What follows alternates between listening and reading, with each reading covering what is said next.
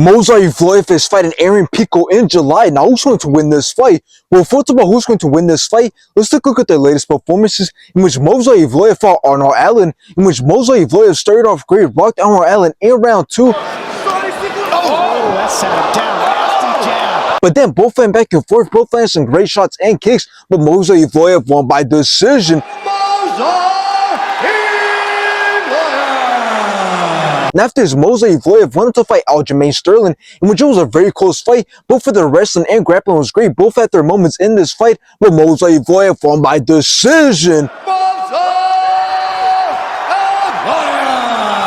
Now let's take a look at Aaron Pico's latest performances, in which he fought Pedro Carvalho, in which Aaron Pico dropped and put a lot of punishment on Pedro, and the rest enough to stop the fight in round 1. With the right, and man, Pico, this is over.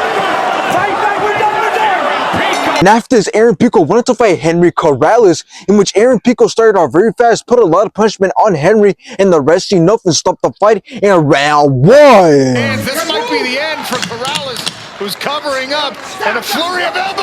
Now, this fight being scheduled to happen means that we are set to see a very interesting and crazy fight, simply because Aaron Pico seems to have a lot of hype around his name. So the fact that he's making his UFC debut against Movsar Evloev, it really just makes you think if he's really going to be the next big thing. But now, before we determine that, let's actually take a look at Aaron Pico. Well, he's 28 years old and stands with a record of 13 wins with 9 knockouts and 2 submissions, but he has 4 losses, getting finished in those 4 fights. But now let's talk about what everyone is talking about involving Aaron Pico, and that's the fact that when seeing him fight, it is very obvious to tell that he's got the striking and crazy power. I mean, the fact that people wanted to see him versus Ilia Topuria shows you how much of a threat he could be on the feet. And the other thing that makes him very dangerous is his wrestling, and overall he's very good at incorporating his striking and wrestling, but his chin is very questionable. And the big thing that makes me not have so much confidence in him is the fact that he hasn't fought in the UFC yet, and we know the competition in the UFC is much harder than in Bellator. So although he has managed to demonstrate his amazing skills, he hasn't fought any ranked UFC fighter yet. And this year, we already seen what happens when Bellator fighters come to the UFC. Just look at Patricio Pitbull versus Yair Rodriguez, horrible. Pechi Mix versus Mario Batista, horrible. So Aaron Pico could end up being next on that list. And in my opinion, I believe in this fight, we're going to see Aaron Pico get exposed. Yes, he has the striking and power to hurt and knock out Movsar Evloev,